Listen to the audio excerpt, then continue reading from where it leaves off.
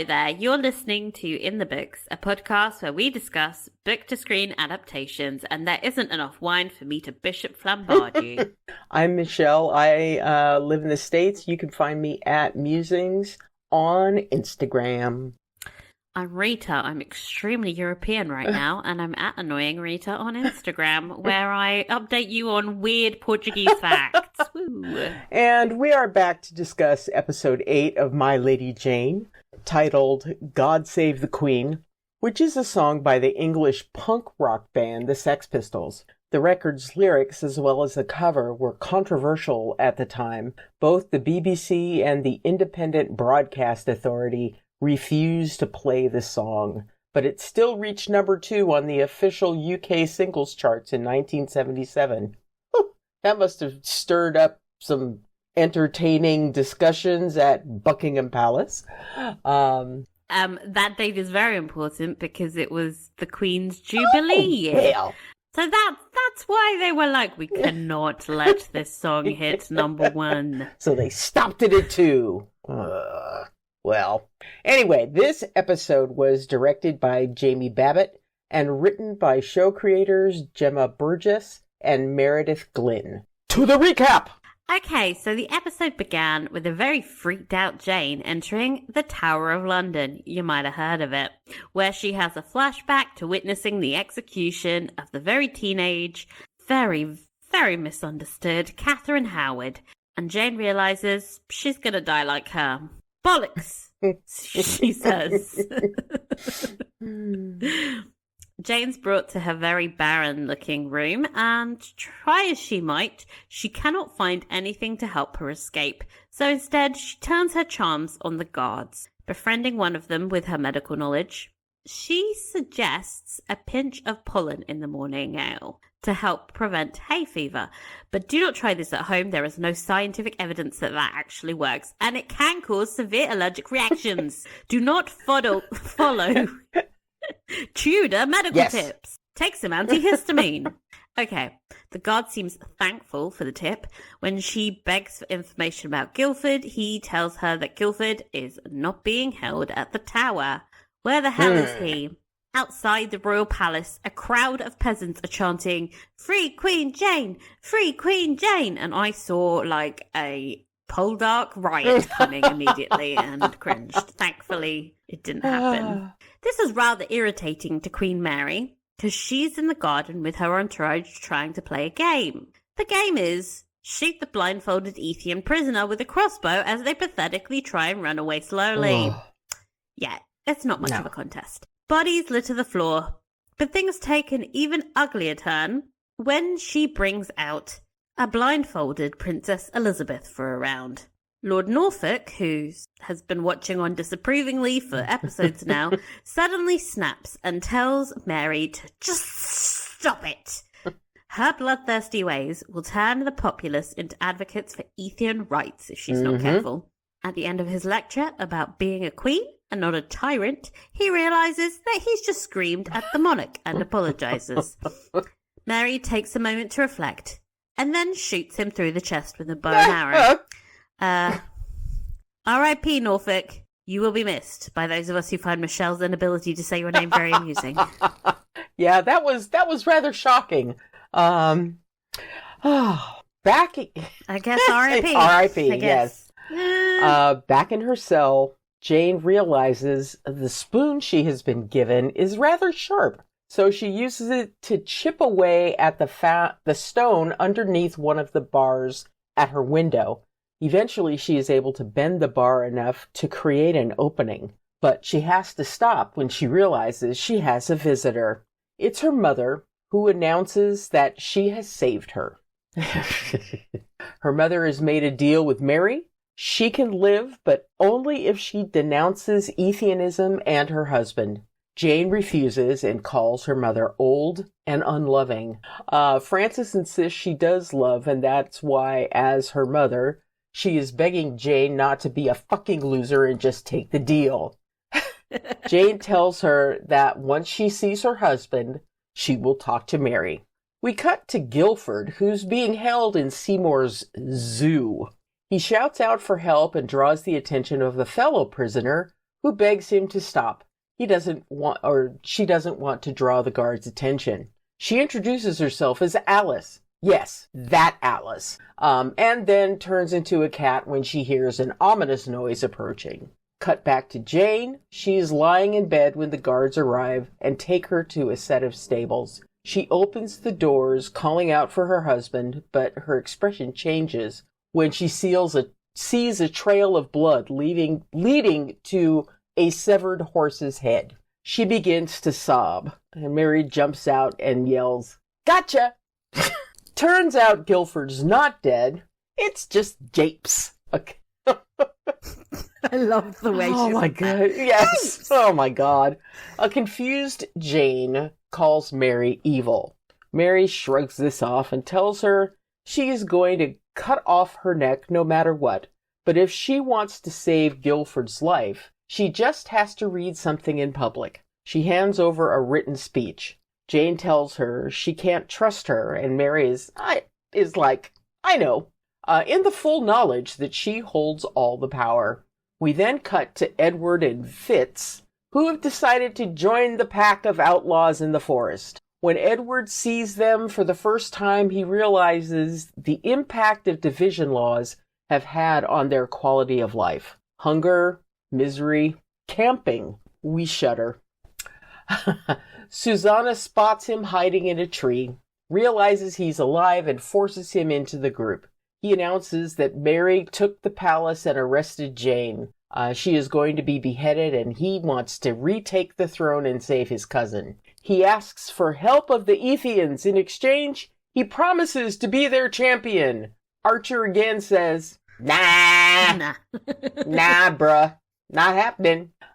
He isn't going to risk Ethian lives to reinstate a Verity king. It's all very silly. Back at the palace, Catherine and her Romeo are playing out another scene of their tortured love affair. William wants to run away together to a distant foreign land where Seymour's spies can't find them. Catherine wants nothing to do with him. Jane's about to be executed. Margaret has turned into a traitor, and she is all her mother has left. She refuses his offer and leaves him. Back in her cell, Jane is practicing her speech denouncing Ethianism, and she's doing a pretty bad job, enough to elicit the sympathy of her guard, who tells her she needs to be more convincing. It's clear they're creating a bond, and that's worrying to the other guard, who chastises the younger guard for even talking to her. We cut to Guilford, still in his cell. Lord Seymour enters and offers Guilford his own deal. They can fake his death, and in exchange, Guilford would carry out some espionage, arson, assassinations, some mild medical research, etc. for Queen and country. He even offers to help Guilford in his quest to find a cure. Guilford is like, there is no cure, and hallelujah, praise the Lord, he has finally seen the light, but unfortunately that light is going to get him executed as he refuses Seymour's deal. Sometimes I just want him to be dumb. Inside the palace, Francis is having to wipe Mary's arse repeatedly because Mary is so excited at the prospect of humiliating Jane and then killing Guilford anyway that she has literally given herself the shit. Oh, God. She's back on the loo when Charles barges in with a present from a boy. Yes, that's right. Her first cousin, Philip of Spain. Or Philip II of Spain. I'm not really sure how we do that anymore. He's got her a prezi. The romance. Let it... Sweet, sweet, generational... romance. Revolting! We then cut back to Jane, who receives a visit from little Margaret. She is there to tell Jane that Mary lied. She plans on executing Jane and Guilford together. Jane thanks her for telling her and gives her a big hug, as this is their last goodbye. She gives her some tearful advice for dealing with their mother. Expect people to be good. Forgive them when they are not. That should be like on a pillow or something. You would think it would be, needle crafted on a thing somewhere. Let's set up a t-shirt shop or something where we fake needlecrafts. I don't know. And then also another one that says, fuck that needle. Yes. Let's see. We cut back to Mary, who is now teaching herself to say, hello, my brother is dead and I am now queen, in some very mediocre Spanish. Hola, mi hermano es muerto. Seymour then enters and she shows him the gift she received. It's the severed hand of the very last Ethian in Spain. Prince Philip wiped them out entirely. His beast inquisition has been so successful, he wants to join forces and eradicate them on English soil. That's when Seymour notices the betrothal ring on its finger. Ew! Yeah, Mary is going to marry Philip, but don't worry, she hasn't abandoned Seymour entirely. She has, in fact, found him a bride. It's Catherine, and she's pissed when they tell her. Seymour doesn't look too happy about it either, but he is much more subservient to his queen. Catherine storms out of the room, and when Frances chases after her, she's telling her that she's trying to save the family and she needs to do her duty. Catherine snaps and starts yelling, no, over and over again, flipping off her mother. No. Finally, she has found her backbone. There yes, it is. It was a lovely sight to see. Jane, who still has the sharp spoon, remember, leans out the window and scrapes off a bit of moss from inside the castle and hides it up her sleeve. The guards realize she is hanging out of the window and drag her back inside, but it's too late. She mixes the moss with some chalk from the wall and creates a paste that acts as a lethal neurotoxin. What's the plan here? Well, she puts the paste in the speech she is going to read in court, and when she arrives to address the court, she spreads it on her lips and tries to give Mary an apology kiss. This really isn't a terrible plan, but it fails to take into account Mary's apathy for her, so Jane is shoved away before she can plant the smooch.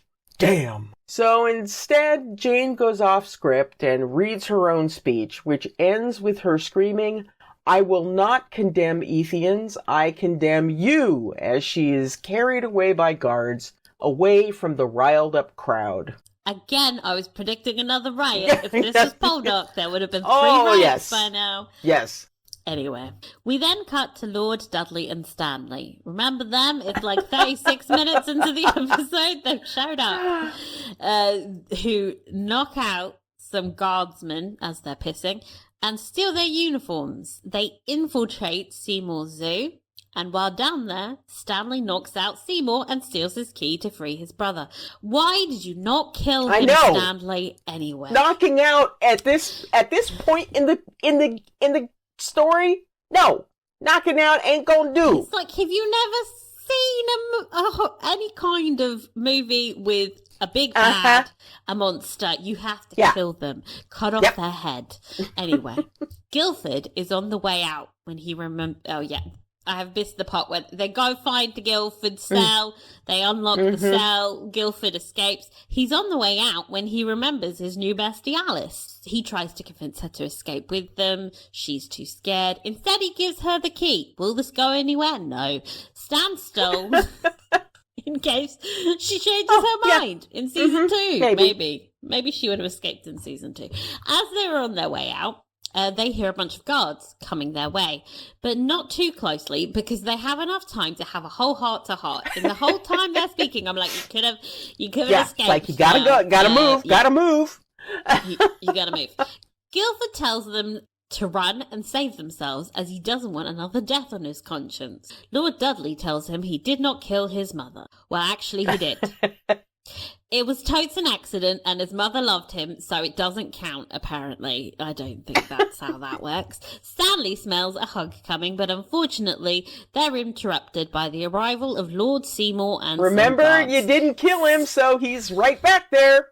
Stan and Dad leg it out. So obviously there was time to escape, but Guildford stays for some reason. He gets into a frankly ridiculous sword fight. There's lots and lots of backflips.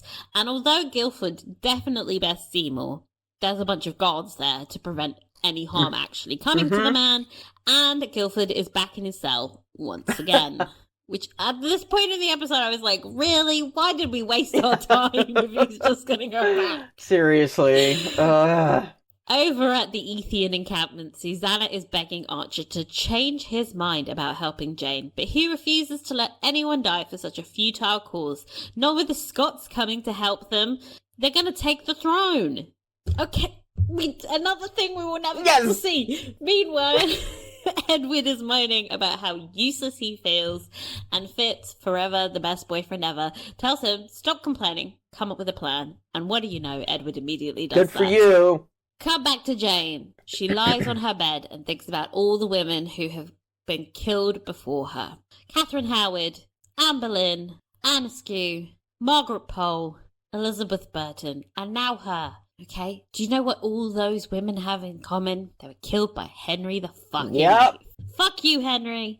Anyway, she wonders if they would have saved themselves if they could. She sees that the nice guard she has been befriending has been left alone, so she asked him for a pitcher of wine. He comes back with the wine, drinks it with her, and Jane considers poisoning him with the paste she made earlier.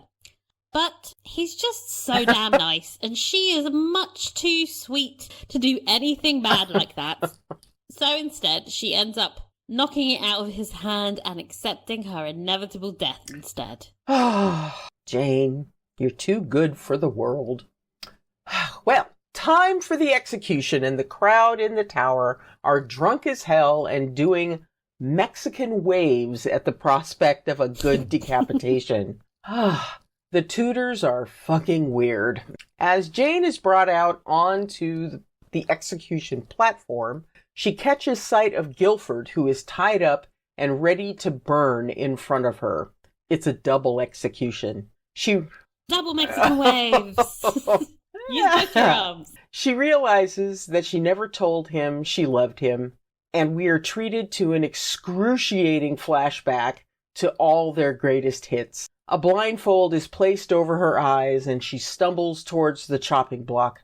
But as the executioner lifts an axe, a massive hawk flies and gouges out his eyes. Trying to fight it off, he ends up sticking the axe in his own leg. It's very gross. Of course, I loved it. It's Susanna, who changes into a human and unblindfolds Jane. A bunch of other birds start falling from the sky and begin attacking the crowd.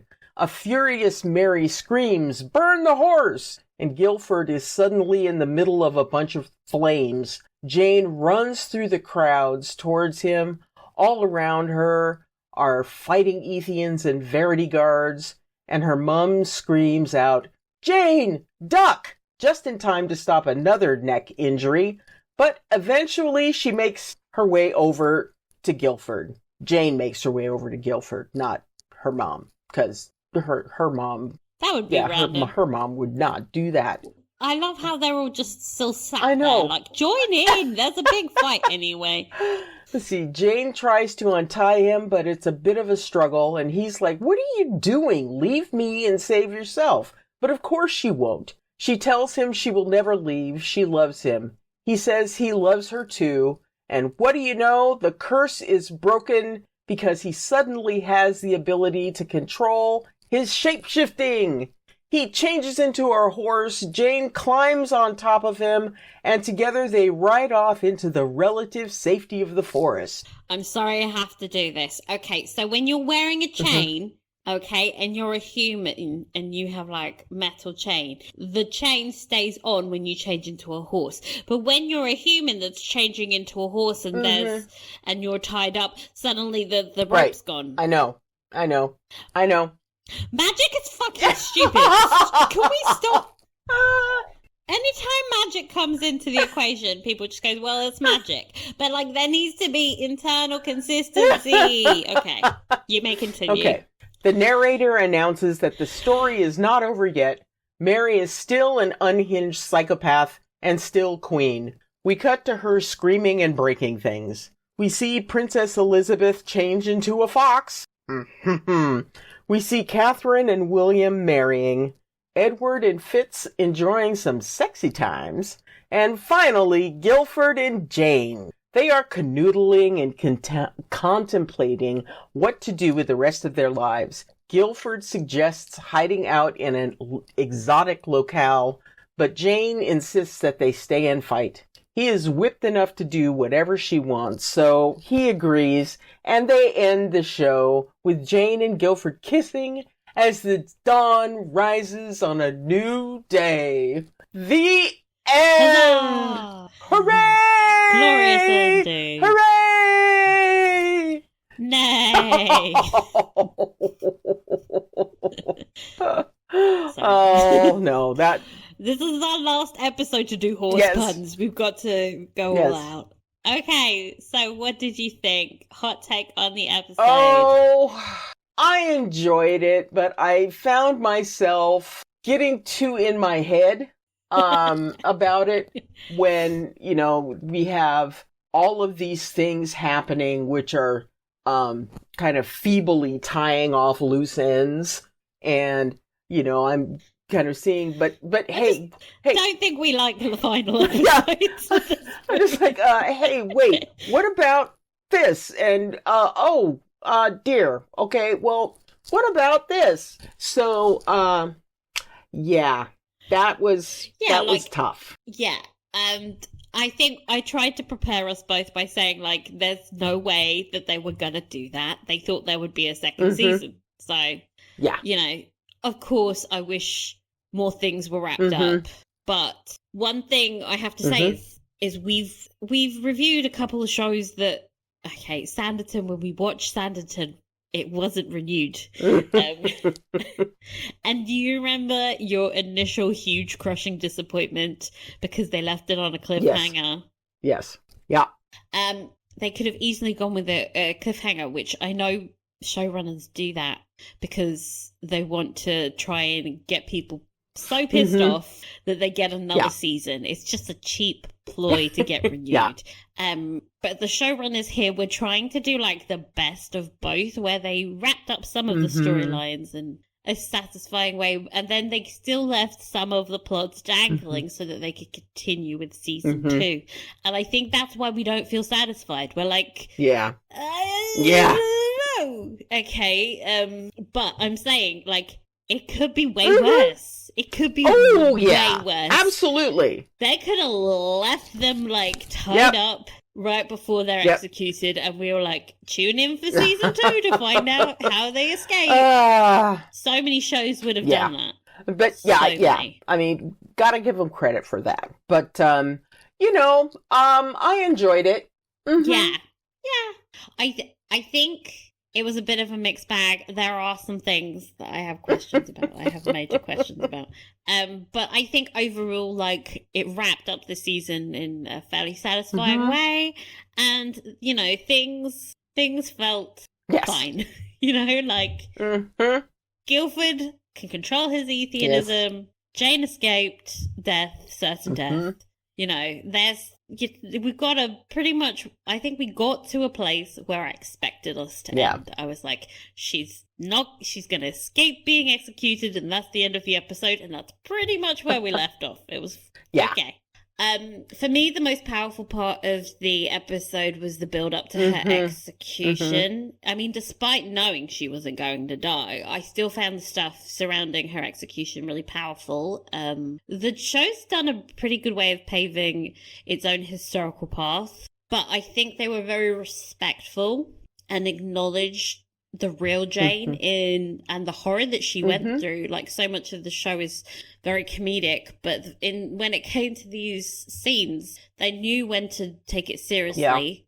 And I found the scene where she's thinking about all the other women killed in the name of the Tudors acquiring power very moving. I'll mention more about the details in the historical corner section, but the moment where Jane's blindfolded and she's stumbling around trying to get into the right position is a historical fact. Oh, like God. it's recorded. It was a real moment. She, bless her, this being her first and only execution, she put on the blindfold before she went to the block. So then she realized like she couldn't see where she was going or what was going on, and she had to be helped so that she was in the right position. And it's like, it's the real like human moment of it, the vulnerability, and just, it's heartbreaking. And watching it play out on screen was, I mean, it killed me. I thought it was great.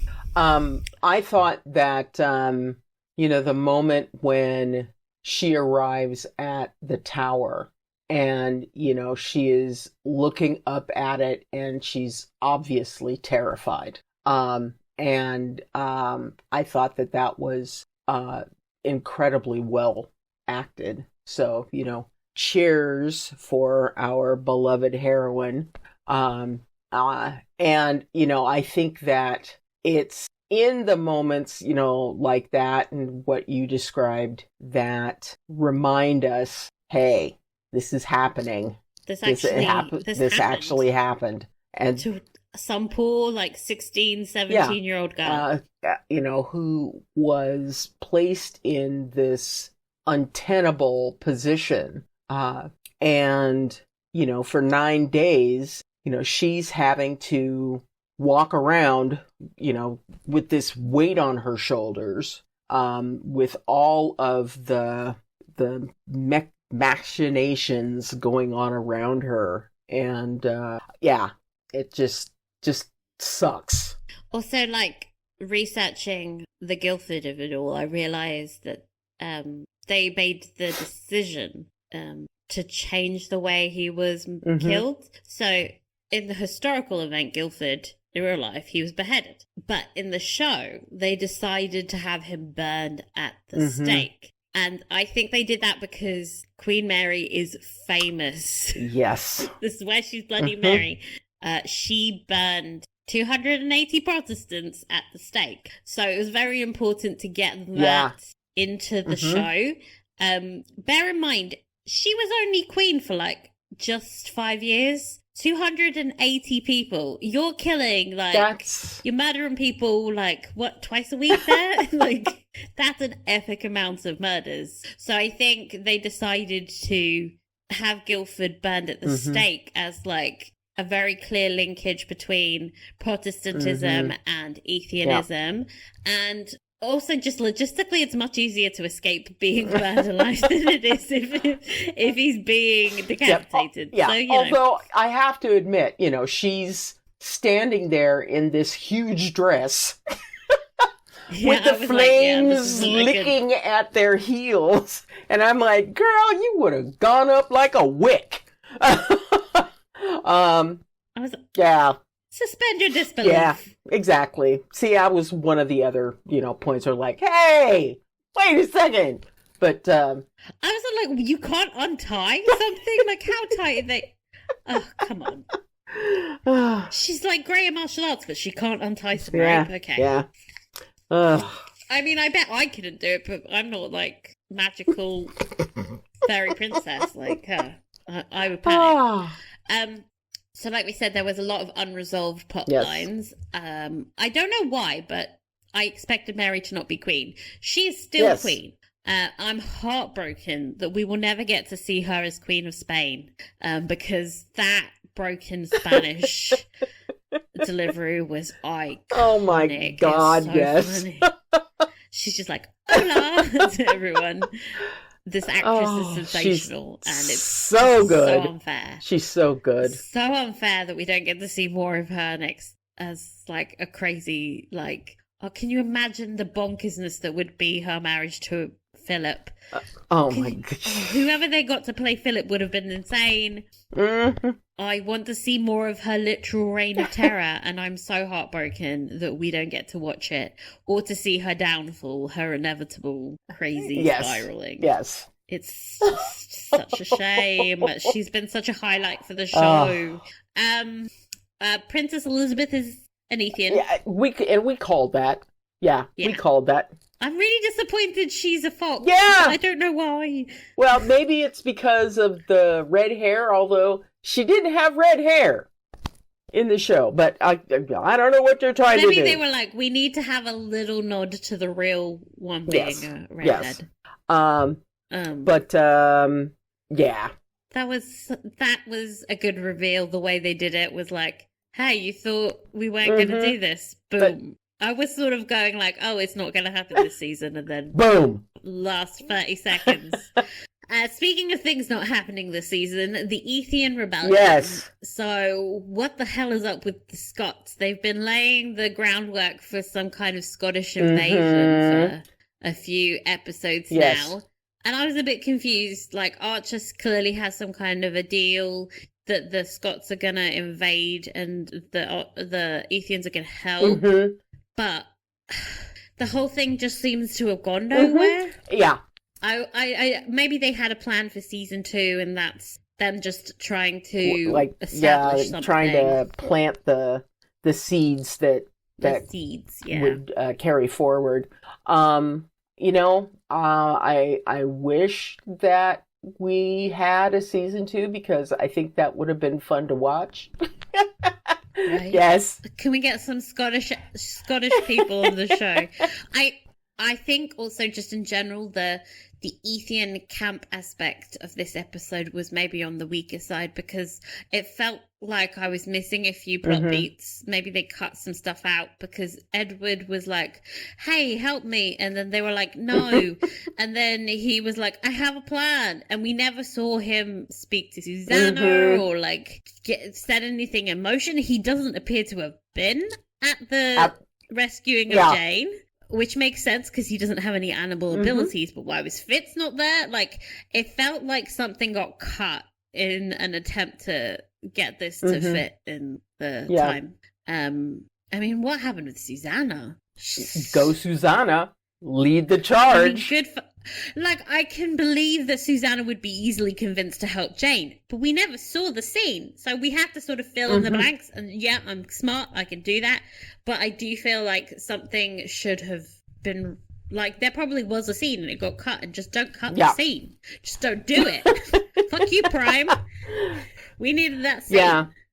Because it was like this is Edward's rescue attempt, and he just did not seem involved. You're exactly right, and I think that it sounds like they wanted to keep Edward's existence under wraps for a possible season 2. Explain that. But exactly, it's like pitch us some of the ideas, people, so that we have something to cling to. But right now, it's like we don't know. That just feels like really undercooked, especially with like the introduction and then abandonment of the granny thing. It feels like they were trying to expand the world and explain some different dynamics, and then it all got cut down, which is unfortunate because I feel like if we were getting a season 2, you would want to continue to do that and like expand the show, and we've got all these great characters, and it doesn't necessarily have to be all about Jane, because I care enough about Susanna and Edward and all that shit. I like Jane, but like all the other characters are great too, and we can build the universe and expand it. But they were basically just like, no, let's cut it out, and then you lose the thread of what's going on. Exactly.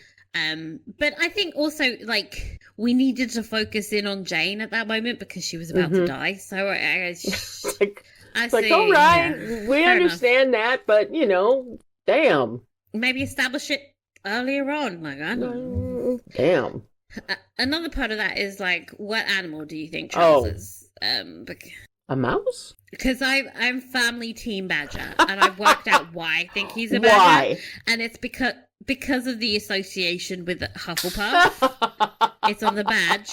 And I realised that his uniform that he wears, yellow and black, baby. That's why I've been thinking he's a Hufflepuff. He is a Hufflepuff. Hey, I would be all behind that, as we have easily established that I am a Hufflepuff. Yes. True and true. And I'm your Slytherin overlord. Exactly. So Together, we could rule a really competent nation. I would make sure all the administration is done, and you would make sure that I still had empathy for our underlings. Yes. Yeah. Okay. I liked the introduction of Alice. Me too. But she's still in that fucking jail. Yes. So it was like... I'm not happy about that. I think that is another thing that they were setting up for season 2. They were like, okay, well, we'll get her in there quickly before the season ends. But the one thing that really bothers me is, like, they gave her a key. So she has a key. Right. And she knows, because she's right next to him, that Guilford is back in that cell. So why didn't she give him the key? Yeah. She could have just, even if she didn't want to escape, she could have left the cell, unlocked him, and then gone back into her cell. Yep. This Exactly. is why I need to be in the room. Okay. Because he could have just not given her the key, and we would have established that she's in that jail cell for a potential season 2 that we'll never get. You know, you had that. You didn't need to add her having the key. Yeah. Unless she suddenly breaks out and, you know, you want to explain why she shows up in episode 4 of season 2. Like, okay. Maybe they're thinking that long term, but, like, at the moment, it just seems weird. Yeah. Yeah. And especially since she doesn't give Guilford the key so that he can escape. Yeah. Honestly, the whole jailbreak thing, only to have him recaptured, was pointless. As soon as he got recaptured, I was like, I've wasted. How many minutes did we waste with this? In this plotline. Yes. Don't get me wrong. I loved Dudley and Stan and all the shenanigans, and I loved that we got the moment between him and his dad. But what a waste of my time. Yeah. You know, for him to just get recaptured and put back in his cell, or marched out to the soon-to-be pyre. But anyway. Honestly. He got to do some backflips, and the actor got to do some fighting. So, yeah. So that was kind of fun. Yeah, it was fun. Yeah. Okay, so the storylines we did get wrapped up. Guilford is cured. Yes. The whole conversation with his dad was exactly what we saw coming. His dad was just basically like, don't be ridiculous, Guilford. Of course you didn't kill her, you silly sausage. Actually, she's a dumbass for walking into your flailing foot, you know. Yes. Like, but I still have questions about how he killed her, but we're not going to think about it. We're not going to go there. So... Like, why is she standing close to a spooked horse? Is this not all her fault? Anywho. I think I also called the whole love cures him thing. Yeah. And I could complain about predictable plot points, but I think this is an example of good foreshadowing and a character that has been explored well enough that they've explained all season his emotional journey, and he's gone on an arc. And I think they needed to get to such a cliche. Yes. Like the cliche, the cliche worked. It worked. In this instance, you know, and I found that it was a moment where I was like, oh, yeah. Oh, yeah. Instead of going, oh God, really? Yeah, so, like, unlike the things with the Ethians, I think, like, they connected the dots brilliantly. Yes, they did. So well done. To the point where you're like, okay, ribbon on this. Perfect ending. Thank you. Lovely bow. And then it was followed by the other thing we've been asking to see all season, which is Jane riding him. Yes! Super satisfying. And it happened, like, the visuals of it was so epic in Hero. Like, Jane's glowing locks, wind blowing through her extensions,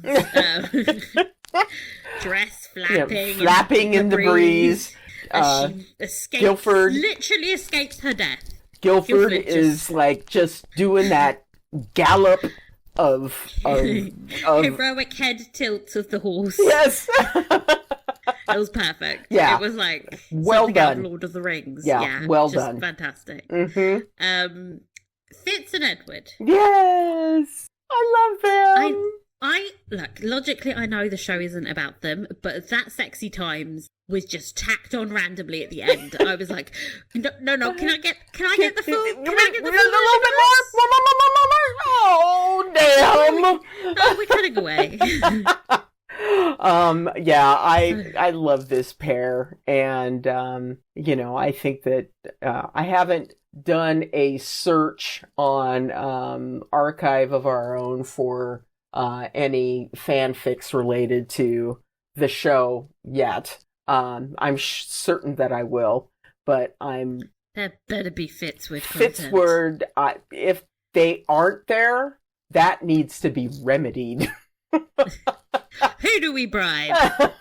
I also love that the little bickering at the when they're in the camping, where Fitz is like, "Look, can you just stop complaining?" Yes, I love that. I love that. They're like such an old married couple, really. Yeah. That dynamic is just brilliant. Those two actors did such a great job in creating that thing that we love so much. Michelle, I've just realised something. You know the guy at the camp that Susanna was trying to build a fire with? She was showing him how to build a fire. That's the same guy who robbed Guilford and Jane on going on their honeymoon. Huh? Yeah, that's the goat guy. That's goat guy. Oh my god! Right, and then, okay, this is what's weirder, because I remember thinking, how does he know her? How does he know Edward? Because he recognises Edward as the king. So he was in court, and then he robs Jane and Guilford, and then he ends up at the encampment as a goat. Okay, there's been a storyline cut there, because they were it was like we were supposed to know who he was, and I kept going, "Why? I don't know who he is," and now I've just realised who he is. What's happened there? They've cut something. Yeah. They've wound up doing something in the editing, and we will never know. That poor guy's probably like, "Where's my storyline gone?" Nobody understands this. Yeah, and I mean, you hear about these kinds of things like, my part was, wound up being on the floor of the editing suite. That kind of thing being completely slashed. But yeah, we'll never know.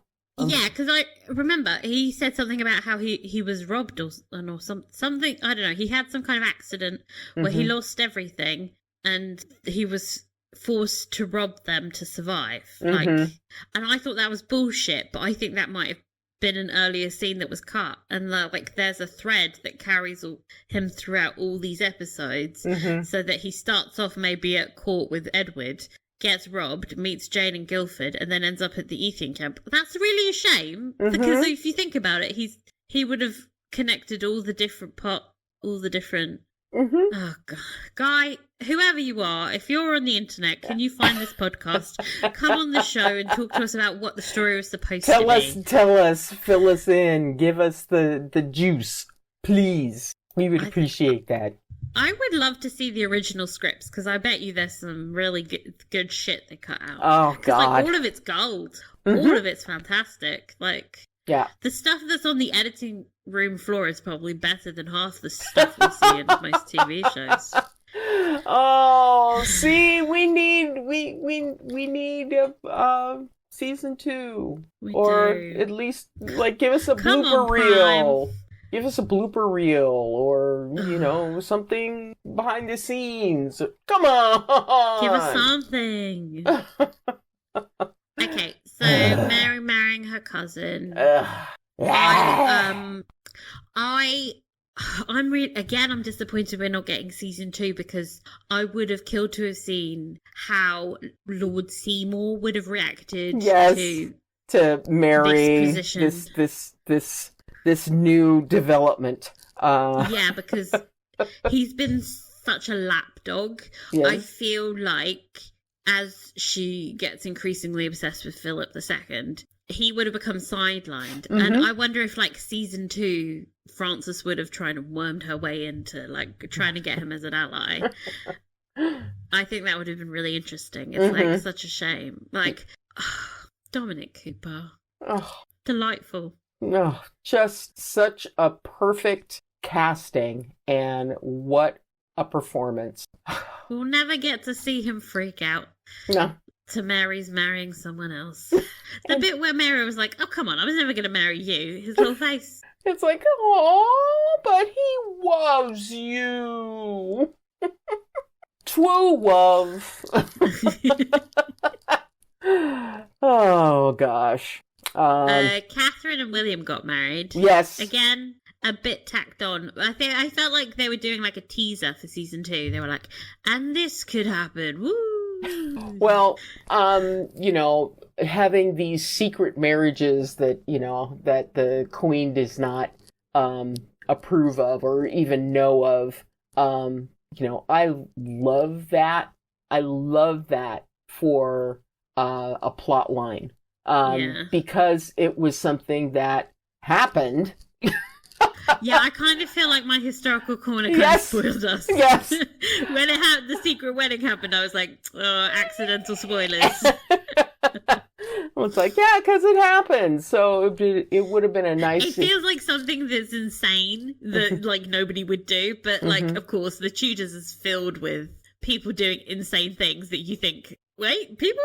Why would you do that? Yeah. Why would you make that choice? Yeah. That's a dumb choice. Mm-hmm. And then they're like, but we were in love. We love... Yeah, anyway.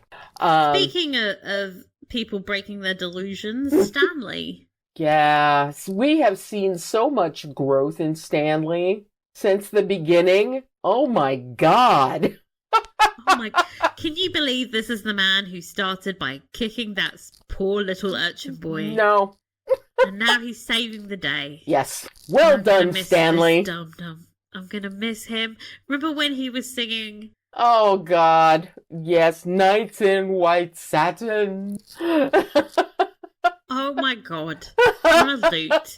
Like, we've come so far, brilliant. Stanley. Yeah. And even with Dudley, he started off as just a buffoon. A slimy buffoon. And, eating dolphin. Yep. And, now he has dashingly attempted to rescue his son. And he succeeded. He was like, Dudleys never say die. Yes.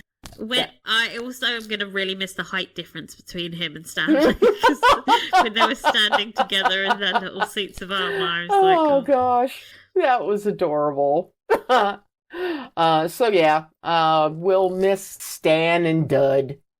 I'm going to miss his one single pearl earring. I think about that a lot. His what? Just so he has that one dangling pearl earring. Yes.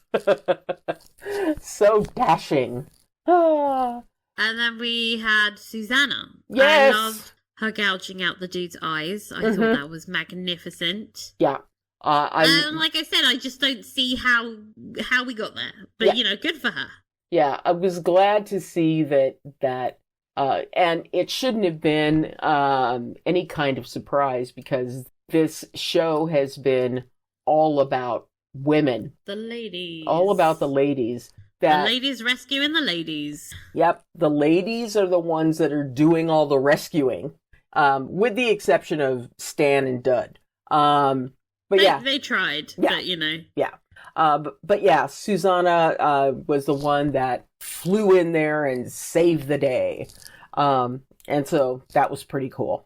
I would love to... She was a cool character. Mm-hmm. I'm just like, it sucks that we don't get to see more of her, because I could see her taking more of a leadership role in the uprising, because Archer's making some terrible decisions, quite frankly.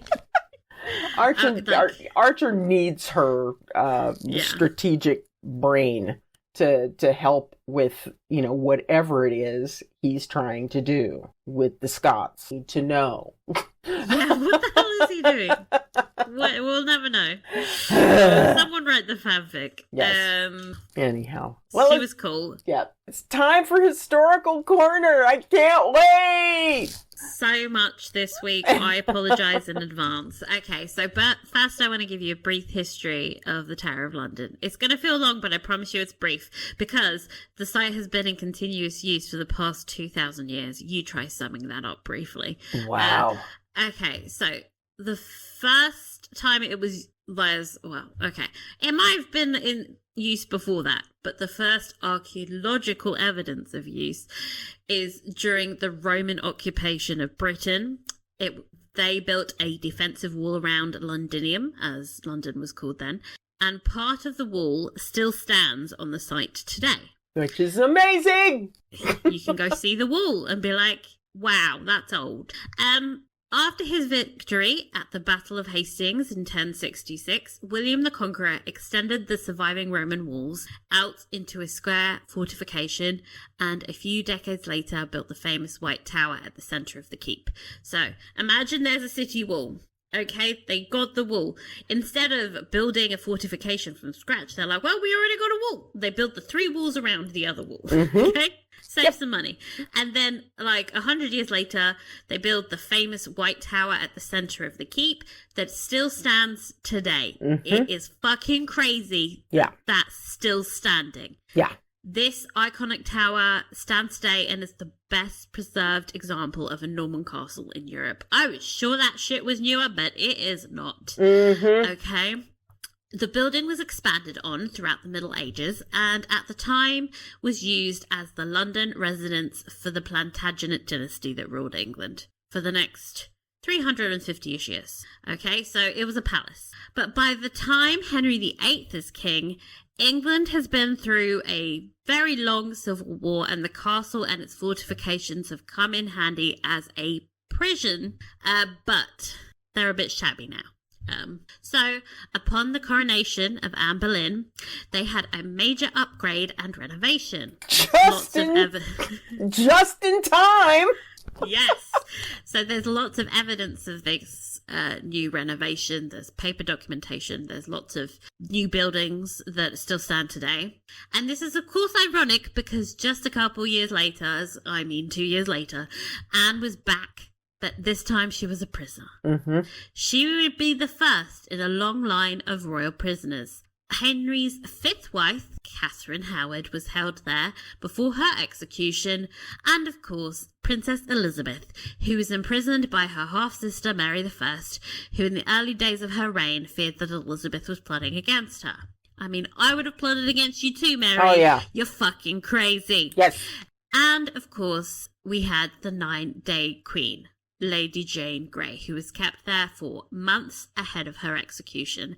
Guildford was actually held there too, but he was executed on Tower Hill, not inside the keep like Jane was. Jane got the privilege, quote unquote, of being executed within the tower walls. Oh. And the tower wall execution was, you had to be real special to get that treatment. Mm-hmm.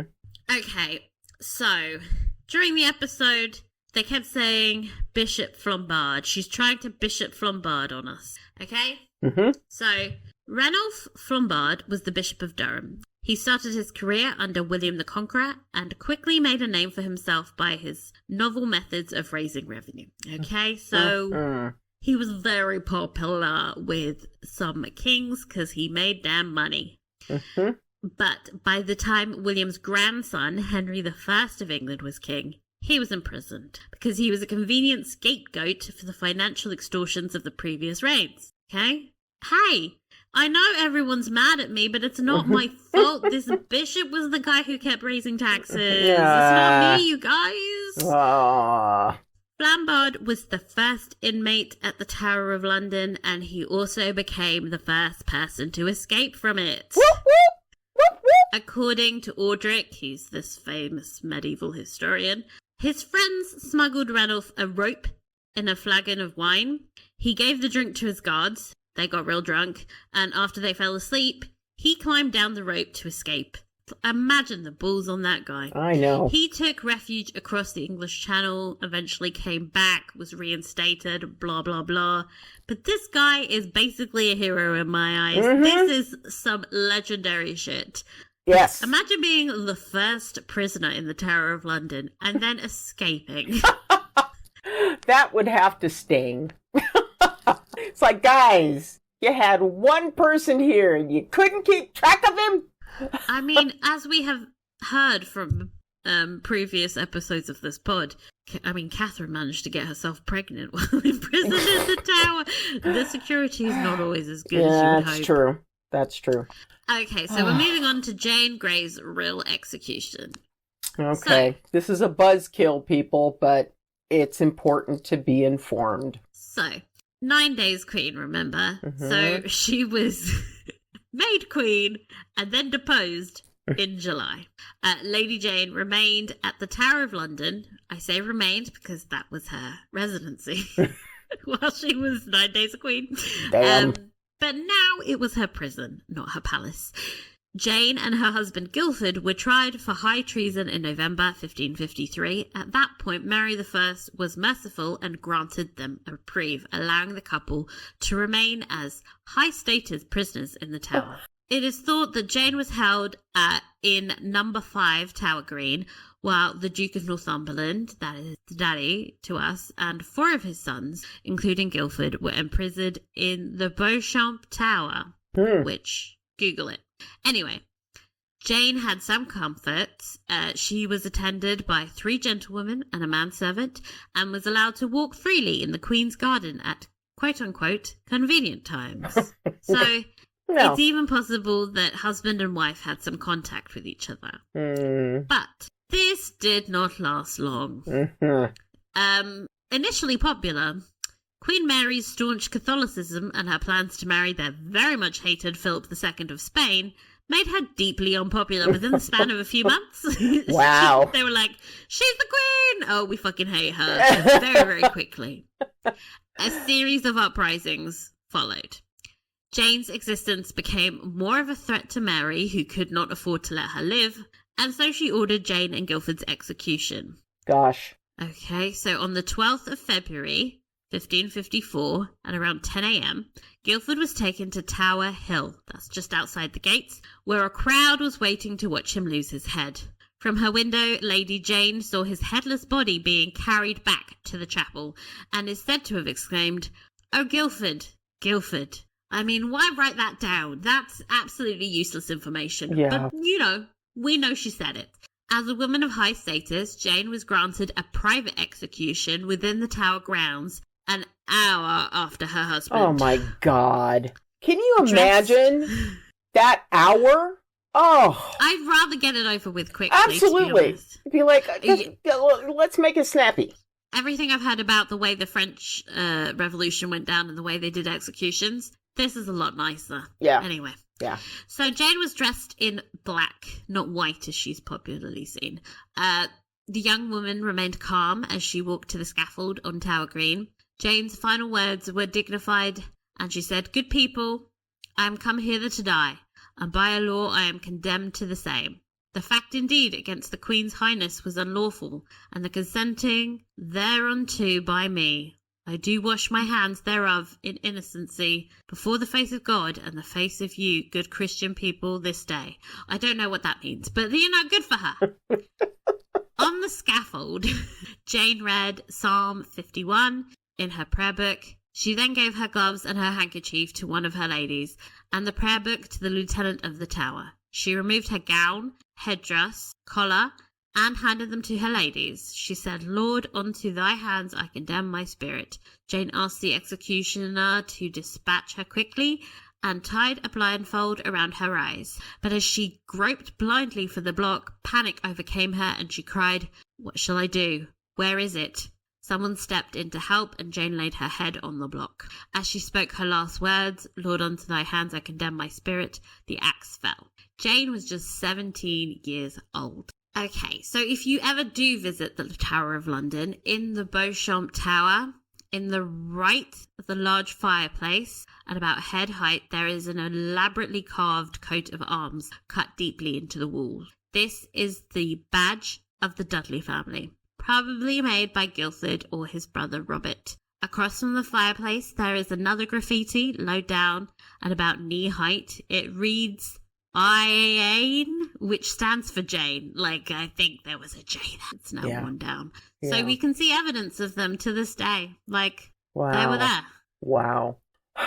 That. So freaking sad. Yeah. And think about how many fucking Dudleys were held in that tower. Oh my God. There were all kinds of Dudleys that wound up losing their heads. How they must have been popping out babies nonstop, because how they survived, I don't know. That lineage continues, and I don't understand how. Oh gosh. They're persistent. Anyway, something more joyful. Favorite performances. I have to say, Jane. Yep. Emily Beda, you're amazing. Just an incredible performance by her. I got to give props to Mary. Unhinged. Completely unhinged and so brilliantly managed by the actress. I have the character list up here. Kate O'Flynn. Kate O'Flynn. Yeah, just fantastic work. I think those are my two favorites. How about you? Yeah, I'd say Emily Beda. Mm-hmm. I mean, this was such a intense episode, and I found her really captivating. Yeah. I also just like for the Anna Chancellor in that one line where she says, "As your mother, I'm begging you not to be a fucking loser." Yes. She goes from like complete sincerity to like flippant in one. Like, I think she's just incredible. The way that she's able to deliver that one line with like three different emotions. Exactly. Yeah, she has been so delightful through this entire series. It's been great. Okay, so favorite scene. I find it really hard to pick one, but I thought the whole execution sequence, like just from the start with the rowdy crowd, like clapping, Mexican waving, and Mary egging them on, being like, "Woo, we're here to see Jane die," all the way to Jane and Guildford riding off into the sunrise. Yes, like one of the best sequences I've ever seen. Just electric. Yeah. Perfect. Oh, I thought I would have to agree with you. I think that scene was so well done.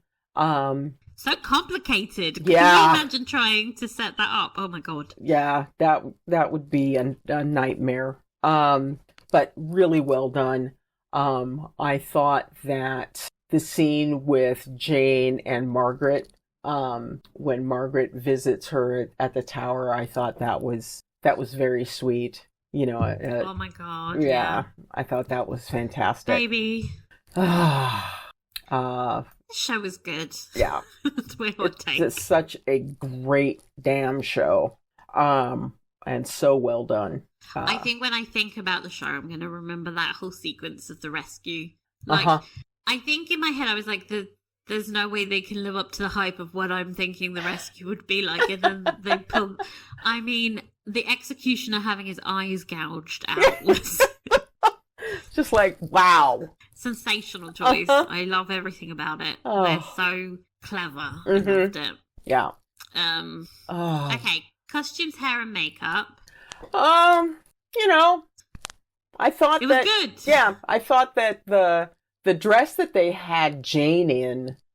We need to talk about the dress. Yeah, was beautiful. Like, as I mentioned, like in real life, she wore a black dress, but. I think it's a nod to the very famous paintings of her. There are these two paintings. Oh, okay. There's the most famous one is by Paul Delaroche. She's blindfolded on the scaffold, and I feel like okay, you might not know it, but if you Googled it, you'll be like, oh, I've seen this picture before. I'm doing it right now. You've definitely seen the picture before, or at least it's very famous England. It's one of the most... yes, where she's just kind of like... You might not even know that it's of Lady Jane Grey, but you've seen the picture before, because I think it's become a bit of the iconography of female victimhood, basically. Yeah. It's like a cultural reference point. Yeah. So they've they've definitely chosen to sort of mimic the way she's dressed there. Mm-hmm. And then there's another picture of her, and she's also wearing a white dress. Won't go into it.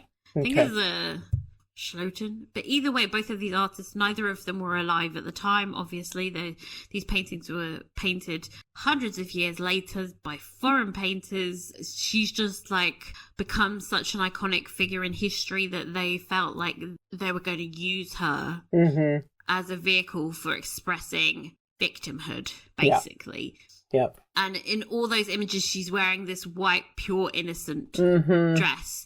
And so they've obviously tried to mimic this image of her as she has become popularly known and how people see her. Yeah. But they've done it in the scene where they completely upend convention and she escapes victimhood and becomes her own figure. And I think that's really clever costuming and obviously an intentional choice on the part of the production to try and, you know, in the same way that people always depict Anne Boleyn wearing that bee necklace with the pearls, and it probably isn't even a necklace that really existed, but, you know, it's an iconic part of how we see her in as a culture. And I feel like the white dress is an important part of Jane. Yeah. Image. No. I personally hated the sleeves, but you do you, girl. I really don't. You know those long Tudor sleeves? I'm like, that's got to be a nightmare. Well, you know, and as I said before, it's like she's standing on this burning pyre of wood trying to free her man, and it's like, guys, there are all kinds of opportunities for the flames to get her. But there's a reason Susanna wears trousers, and it's because it's more practical for fighting. Exactly. I love the bit where she obviously has her hair up because you want to make it more convenient for the executioner when he's chopping off your head. You want him to have a good look, free swinging. And then as she whips her head around, like, all her hair comes like tumbling out in a majestic wave, and you're just like, oh my god, that's so perfect. That's perfect. Yeah. Uh-huh. Yeah, that was cool. Everyone else, I also was like struck by how all the guards were constantly wearing they were in full body armor with the head down, and they looked so much like stormtroopers. And I was just like, they're clearly trying to mimic Star Wars with these guards to make them look, because like the practicalities of that, they would not be walking around in full body plates of armors every single day. It's just an aesthetic choice to make them look like they're in Star Wars, basically. Oh gosh. And I love it. And I love it, and thank you to all those actors who had to wear that. Yeah, I bet you it sucked. Because that must have been awful. Must have been terrible. I hope they paid you well. Yes. Locations. Yeah, I'm not sure where. I mean, there's the tower. So the Tower of London was obviously not the Tower of London, okay? Yeah. Obviously. If anybody's ever been to the Tower of London, it's a very built up area of London now. Yeah. What was once a fairly abandoned part of the city has now become heavily commercialised. It's like basically the financial district of London now. Yep. So they shot at Dover Castle, and I instantly recognised it because I went there once when I was 11, and it was fucking cold. And it looked like it was cold. It looked like it was cold. It's always cold because it's the coast of England. So Dover Castle. Dover Castle's one of the few castles that date from the same period that's still standing. So it dates from around the 11th century, so Norman era. And it looks a little bit like the Tower of London, obviously, because it's a similar architectural style. The Norman castles aren't really... Well, it's been 1,000 years. You don't expect them to still be standing. Yeah. But Dover Castle is. They obviously chose this filming location because you don't want to be filming in central London. No. And the real Tower of London's had a lot of additions over a lot of centuries. And I think they had, a little bit of CGI to do to make it look like the Tower of London, but it looked really good. Yeah, I'm looking at pictures of it right now, and it absolutely resembles the Tower of London. So it would be a great place to shoot it. And I am amazed at how well kept it is, being as old as it is. Only the inner part is from the 11th century. You know those outer walls? Uh-huh. Those are more modern. They were rebuilt in the, I think, Napoleonic Wars, I think they said. Okay, this is information I learnt when I was in primary school, so please bear with if I'm wrong, but I do think that the outer walls are rebuilt. But then that happened with the Tower of London. Ironically, the stuff that's on the outside is always newer. Mm-hmm. Plus, the Victorians went through a whole period where they were like, oh, we'll just rebuild some things that used to be here and that'll be fine. And then everybody thinks they're like thousands of years old and we're like, sorry, no, the Victorians fucked it up. Oh, gosh. Anyhow. Let's see. Music. All kinds of great songs in this. Psycho Killer. That was... Oh my god. Perfection. Marion Lou as Psycho Killer played. That was perfection. I couldn't find who the artist was, but I loved it. Oh, thank you. So good. Bring It On, Deep Valley, Sail Away, Hot Wax. Ever Fall in Love cover was fantastic. Uh-huh. Fall in Love with so... I was sort of waiting for this song to come along because it's such an iconic... Oh, it's just perfect. And I Feel Free. That was great. Oh, good. At the end of the episode, that was perfect. The song choices this season have been fantastic. I love that they're all of the same, like, they're modern, but they're of the same vibe. Yeah. We've got a song from, like, the 70s. We've got a cover of a song from, like, the 60s or the 70s. And then we've got more, like, 2000 songs, but they all sound like they could be from the same era. I don't know why they were like, we're going for a vintage vibe for My Lady Jane, but it works. Yeah, it was a brilliant choice, and I love how all of the music was done by female musicians. It just re-emphasizes the girl power aspect of this show. So, well done. And I will be getting the soundtrack as soon as we finish this up. Fallen in Love is on the soundtrack, awesome. which I've been listening. Sometimes I like the covers more than the originals. I'm just going to say it. These women are improving on these men. I'm with you. Okay. Anything you didn't like about... I think there are things that we say they could improve, but anything you didn't like, other than the fact that it's ending? Yeah. We can quibble about all kinds of little nitpicky stuff, but I enjoyed it. I didn't walk away from the episode feeling like, oh man, they really fucked it up. And do you know how hard it is to impress us? Yeah. I think, like, if this is your first time listening to one of our reviews of shows, hi, we hate endings. Yes, we do. We get to the ends of shows and point out all the problems with the endings. Yep. And, like, this time I wasn't, like, there was obviously some things that I was like, well, they why did they cut that? But I wasn't, like, so focused on that that I couldn't enjoy the rest of the... Yeah, exactly. It's an overall positive. Yeah. I can happily say that this series was an absolute delight, and encourage anyone who hasn't seen it to give it a try, because it was delightful.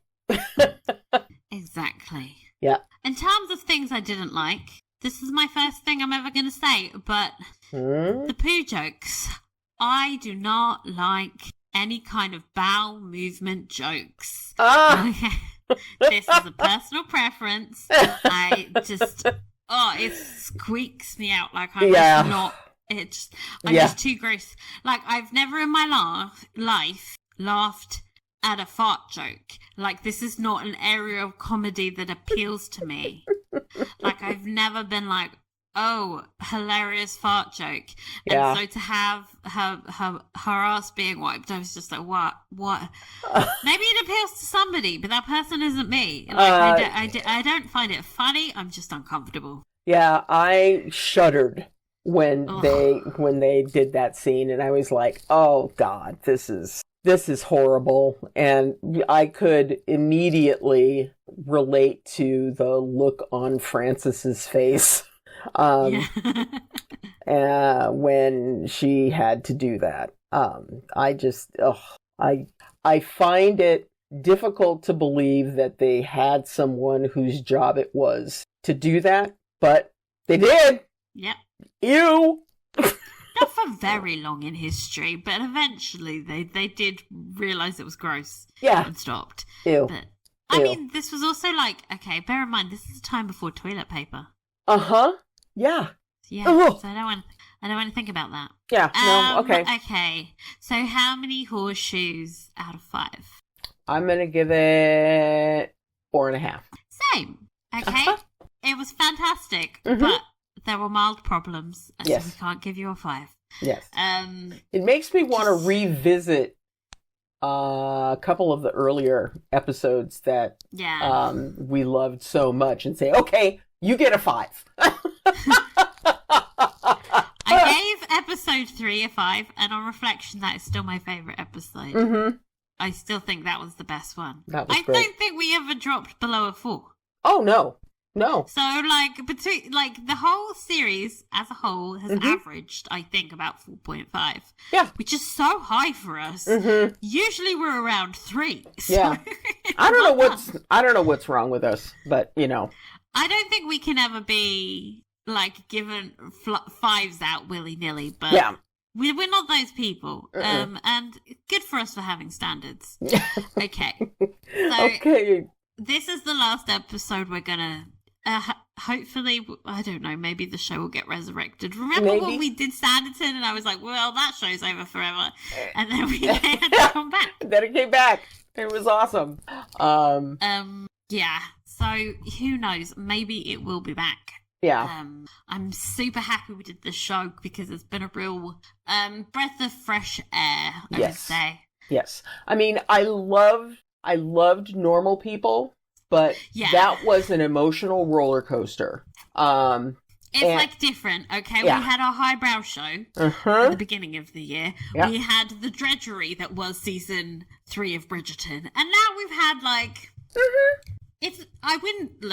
I love the show. It's not Normal People for me. Normal People, I will be talking about Normal People when I'm 90 years old. I'll be on my deathbed being like, Connor should ring up Marianne. Normal People is a jewel of a show. Yeah, this has been delightful. And like I said, I will recommend this show to anyone who's looking for something a little different, who's looking for something that is going to give them a laugh, you know, and given current circumstances over here in the former colonies, I bet you're feeling sucky about making that choice right now. You know, we can use a laugh. You need some sensible governance. You wanna get back. Things are not that great over in the UK right now, so you know. We voted in Labour, okay? Yeah. I say we. I'm not allowed to vote, but they voted in Labour, so it's a bit better than it was a few months ago. Yeah. It's still not that fantastic because we're still dealing with the consequences of 14 years of shittery. Yeah. That's the thing. This is what I'm telling you, America.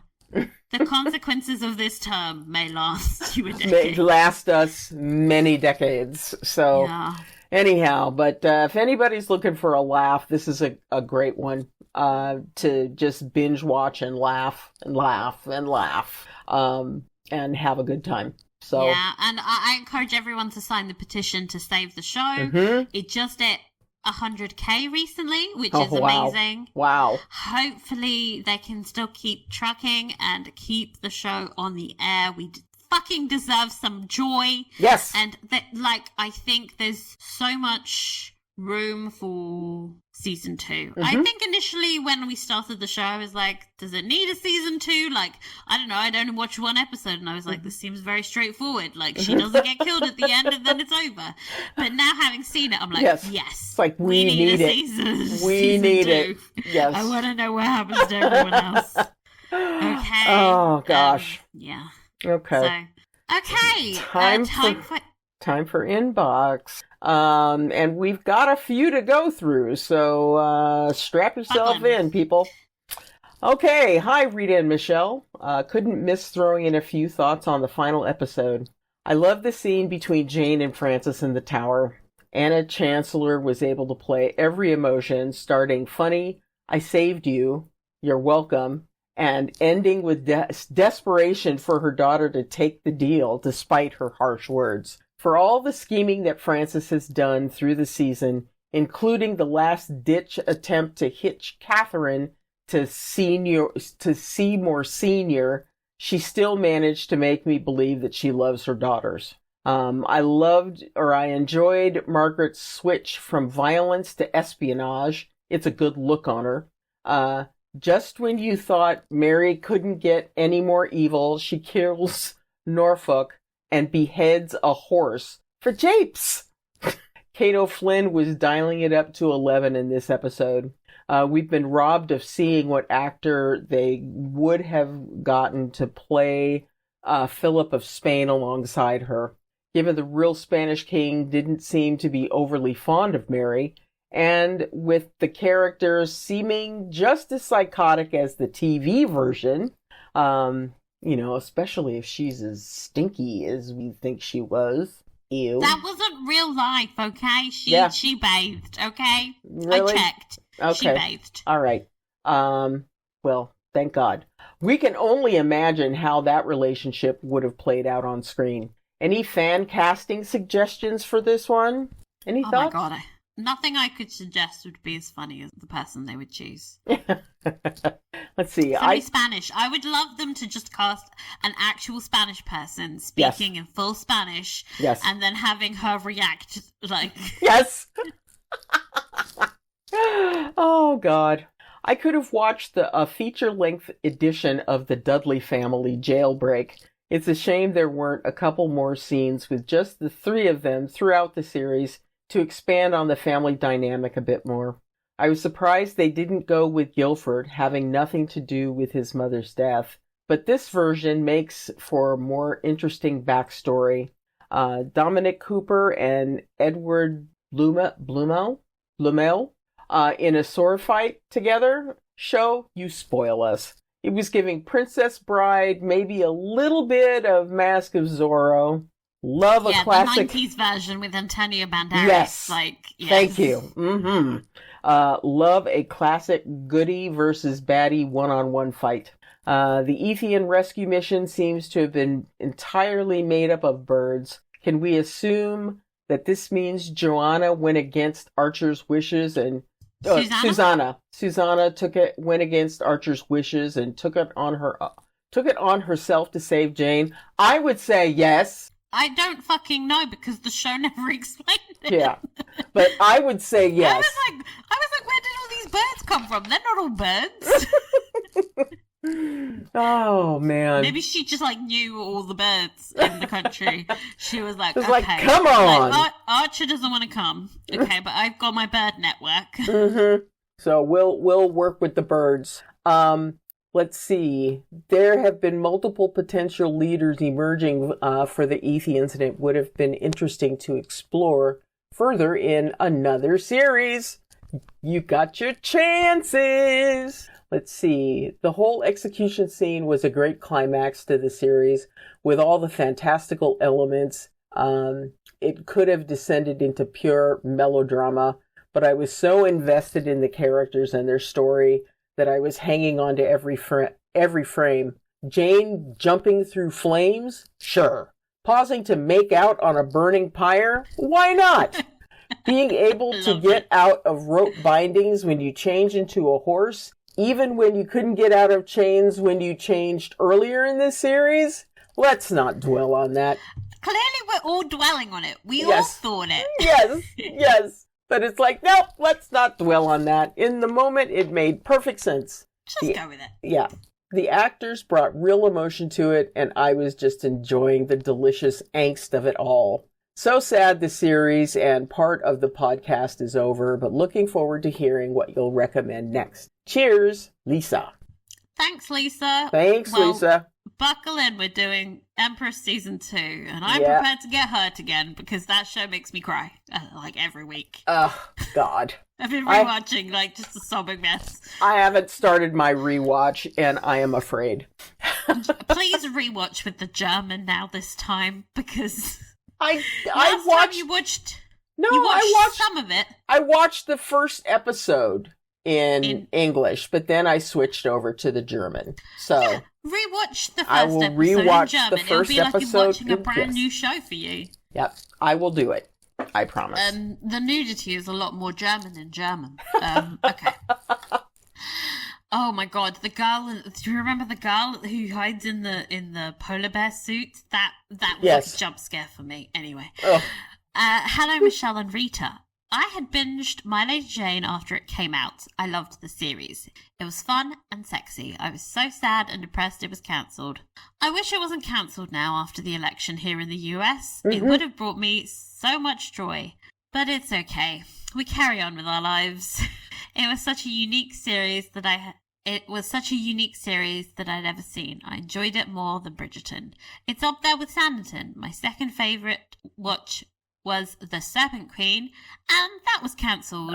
Oh, I've heard good things about that, but I didn't want to watch it because I knew it was cancelled. Yeah. Anyway, I look forward to the new season of The Empress. Yes. I read somewhere that Netflix will do a remake of Pride and Prejudice with Daisy Edgar Jones. No. I'm sorry, but she's like 27. What are they doing? Lizzie only makes sense if she's like 19, 20. Yeah. That's the kind of confidence you only have when you're that age. You know, the kind of, I know I'm right. When you're 27, you have realized that you have less options anyway. Yep. Oh, God. It might just be a rumor. That would be interesting. And there is Paul Mescal in Gladiator 2 in a skirt. Yummy. There's a lot to look forward to in these difficult times. I was going to go see the Gladiator film today, but then I realised it was almost 3 hours long, and I was like, nah. I'll wait till I can see it at home and pause it. Exactly. Gotta pause for bathroom breaks for a 3-hour movie. What Good if Lord. I need to pee and I miss Paul Mescal being, like, sexy in the... I mean... I would watch Paul Mescal in anything, I think, is my secret shame. I would watch him in anything, Michelle. Anything. You love that man. He's a very talented... It's the thing. It's like he's both attractive and talented. Do you know how rare that is? You usually only get one. I feel that way about Jonathan Bailey too, but he's in Wicked, and no amount of money will make me watch Wicked. It's only part 1, Michelle. Can you believe they split that into 2?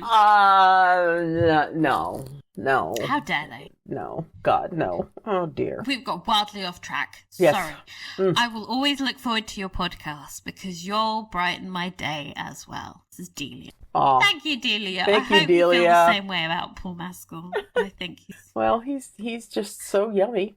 Yummy. Yeah. Hi, Rita and Michelle. Well, here we are at the end of another series, and this last episode wrapped up most things. Mary really is her father's daughter. Her insanity knows no limits. Shame, Mary, shame. Francis and Lord Dudley weren't really the worst parents in the world. Heart emoji. I think Henry VIII might be the worst. Yeah, yeah. And that is a pretty damn high bar to reach. I don't know how he produced Elizabeth and Edward, because they seem...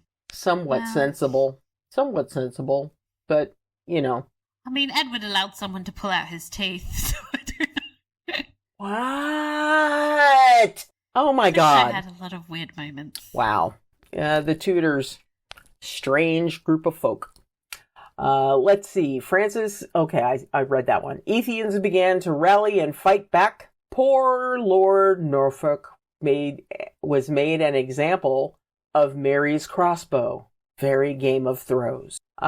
Princess Elizabeth confirmed as Ethian, setting her up for future role to improve the plight of the country once her crazy sister is dealt with. Spin-off where she's just the ruler would be fantastic. Yeah. Please.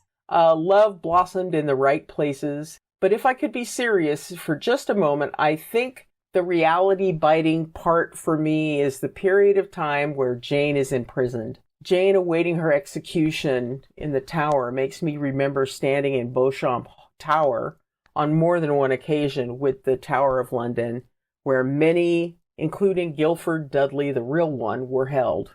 Although Jane wasn't held in this tower, she is thought to have been in the guardhouse. It really does center you on how they must have felt, waiting for certain death and seeing the stage on which it will all happen just outside the window. It's quite humbling. However, actually seeing the etchings that many of them carved into the walls of the room is quite heartbreaking and eerie. While reading the inscriptions, it occurred to me that perhaps this was the only way for the prisoner's existence to be remembered, especially for those who were executed for simply speaking their minds against the reigning monarch. On a side note, there are 2 etchings of Jane on the walls of this tower. However, it is believed they were carved by a member of the Dudley family, 4 brothers, who were all imprisoned there. I would like to imagine that Guilford did it so that people would remember the reason for his family's imprisonment and perhaps his love for her in the end, and how fucked this really was. Absolutely. Very big. I mean, Guilford was kind of a dickhead, but we don't want to get in that. Yeah. Rita, I presume you punched the air when Lord Dudley told Guilford he did kill his mother, but by accident, and by forgiving himself and accepting his Ethianism, he can now change at will and saved himself and Jane in the end. Ta-da! Clap hands emoji. Yes. Let's see. I was happy. Yes. Overall, there were many things to enjoy, and we did, about this series. In particular, some great performances by all, but special mention to Dominic Cooper. I will not forget his buttocks for a while yet. Winky face emoji. Anna Chandler, Queen of Fellatio, apparently. And Emily Bader, kick-ass, smart, and born leader. But really, the whole cast were great. In the spirit of the pantomime-infused show, it has been fucking awesome. I mean, the joy we felt throughout could be explained by either the fabulously droll narrator with his unique take on history, or the great banter and one-liners delivered with comedic timing by great actors. Special mention to Anna Chandler, Francis, and Rob Brydon, Lord Dudley. Brydon, yes. Yeah. Let's see. Or fantastic music, all performed by female acts. But to be honest, it's all these things blended together, and above all, it was fun and an interesting take on history. Jane was fucked, so why not do that to the story? I was on board and enjoying the ride. Sadly, even with the potentially happy ending and Jane's unfinished business, we could have had another series, but alas, the dolts at Prime decided otherwise. I am glad to see the petition I signed has now hit 100K, even if it just gives us the opportunity to voice our unhappiness with their decision. Unfortunately, it appears money and views will always be the commercial results being chased, regardless of quality or popularity. Well, I say, fuck them! Signing off with the wind blowing with my hair blowing in the wind astride my horse. Ciao, Maria. Thanks, Maria. Thanks, Maria. Yeah. Fuck Amazon Prime. Yes. Your Prime deals aren't even very good anymore. Hi, I was crying because it was over. Then I saw your invitation for an email about this delightful series. I dried my eyes to write as a means of catharsis. What if history were different? A perfectly perfect, on the schnoz set point to reimagining humanity's way out of this patriarchal disaster we all are trapped within. We can start imagining a world that practices inclusive kindness. That's a thought. Alas, the patriarchy doesn't like feminist commentary on its stupidity, its cruelty. So, of course, My Lady Jane was cancelled before it started.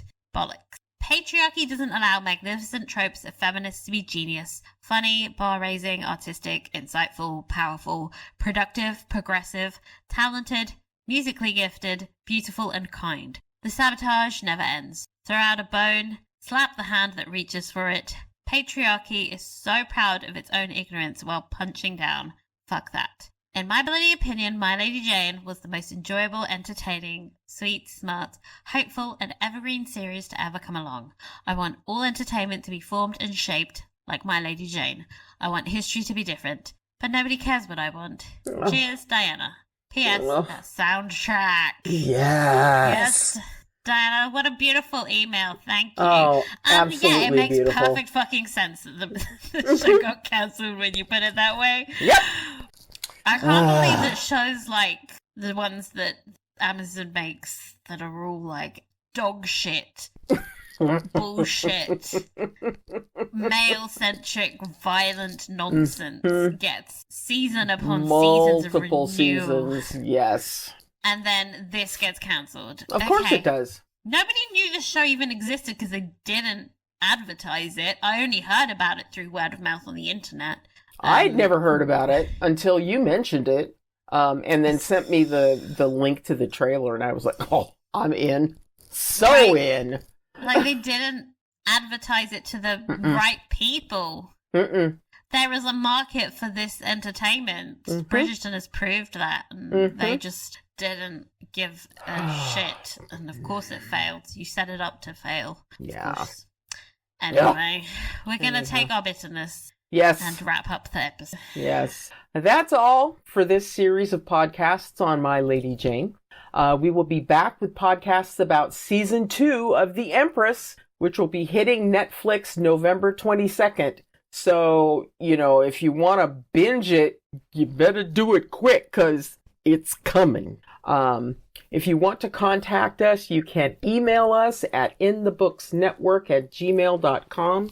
We are on Insta, so please follow if you want fun bonus content and updates on the podcast. If you enjoyed the pod, please rate, review, and tell your friends. Thank you very much, and we'll see you next time. Bye. Bye.